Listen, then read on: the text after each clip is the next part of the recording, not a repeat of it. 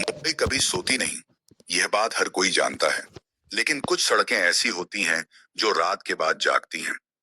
और यह कहानी उन्हीं सड़कों में से एक की है। यह घटना करीब 2 साल पहले की है। मेरा नाम आदित्य है और उस समय मैं मुंबई में एक प्राइवेट कंपनी में नाइट शिफ्ट में काम करता था। मेरी ड्यूटी रात 11 बजे शुरू होती थी और सुबह 7 बजे खत्म। नाइट शिफ्ट की आदत पड़ने के बाद मेरी पूरी लाइफ उलटी हो चुकी थी। दिन में नींद, रात में जागना। मेरे ऑफिस से घर का रास्ता वैसे तो सीधा हाईवे से जाता था, लेकिन रात के समय मैं अक्सर अंदरूनी रास्तों का इस्तेमाल करता था। कम ट्रैफिक, सन्नाटा और बाइक चलाने का अलग ही मजा। मुझे बाइक से बहुत लगाव है।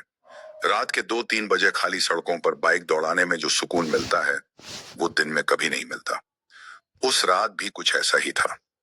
ड्यूटी खत्म करके मैं करीब 2:10 पर ऑफिस से निकला।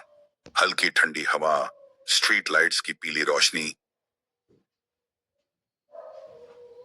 और सड़क पर इक्का दुक्का गाड़ियां। सब कुछ नॉर्मल था। मैंने जानबूझकर हाईवे छोड़कर एक पुराने सर्विस रोड का रास्ता लिया। यह रास्ता एक अधूरे फ्लाईओवर और एक पुराने श्मशान के पास से गुजरता था। दिन में यह रास्ता भीड़ भाड़ वाला रहता है, लेकिन रात में यहाँ कोई नहीं जाता। जैसे ही मैं उस रोड पर मुड़ा, हवा का बहाव अचानक बदल गया। मेरे कानों में हवा की आवाज कुछ अलग सी लगने लगी, जैसे कोई फुसफुसा रहा हो। मैंने इसे थकान समझकर नजरअंदाज किया और स्पीड बढ़ा दी। कुछ सेकंड बाद मुझे अपनी पीठ पर अजीब सा दबाव महसूस हुआ, जैसे कोई बहुत भारी बैग मैंने पहन लिया हो। मैंने तुरंत क्लच दबाया और बाइक को महसूस किया। सब कुछ ठीक था, कोई बैग नहीं, लेकिन वह दबाव गया नहीं। तभी अचानक मुझे लगा कि किसी ने पीछे से मेरी जैकेट खींची। मेरे हाथ कांप गए। मैंने खुद से कहा, ओवरथिंक मत कर, रात है, दिमाग खेल खेल रहा है। लेकिन तभी मेरे बाएं कान के पास किसी की सांस महसूस हुई, बहुत ठंडी और बहुत पास। अब मेरे शरीर में डर दौड़ चुका था। मैंने बाइक और तेज कर दी।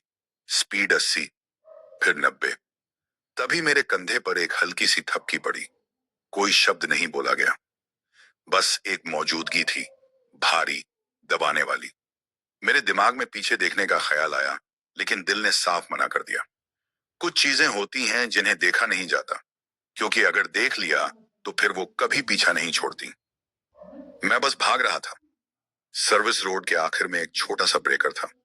मेरे दिमाग में एक बेवकूफी भरा ख्याल आया, अगर कोई पीछे बैठा है तो उछलकर गिर जाएगा। मैंने ब्रेकर बिना ब्रेक लगाए पार किया।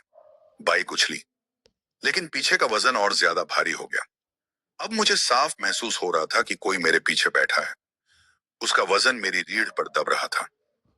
और तभी बहुत धीमी आवाज में किसी ने मेरे कान के पास कहा, रुक क्यों नहीं जाते। मेरे मुंह से चीख निकलते निकलते रह गई। मैंने पूरी ताकत से एक्सेलरेटर घुमा दिया। आंखों के सामने बस एक ही चीज थी, घर। जैसे तैसे मैं अपने बिल्डिंग के गेट तक पहुंचा। जैसे ही मैंने बाइक रोकी, वो दबाव अचानक गायब हो गया। मैं बाइक से उतरा। "ए, आप आगे ना आ रहा है तो अपना", वहीं बैठ गया और उल्टी कर दी। उस रात मैं किसी को कुछ नहीं बता पाया। खुद को समझाया कि शायद नींद पूरी नहीं थी या दिमाग थका हुआ था। लेकिन कहानी यहीं खत्म नहीं होती। उस घटना के बाद से मेरे साथ अजीब अजीब चीजें होने लगी। मैं सोते वक्त अक्सर ऐसा महसूस करता कि कोई मुझे देख रहा है। कई बार नींद खुलती, लेकिन शरीर हिल नहीं पाता। आंखें खुली होती और कमरे के कोने में कोई खड़ा होता।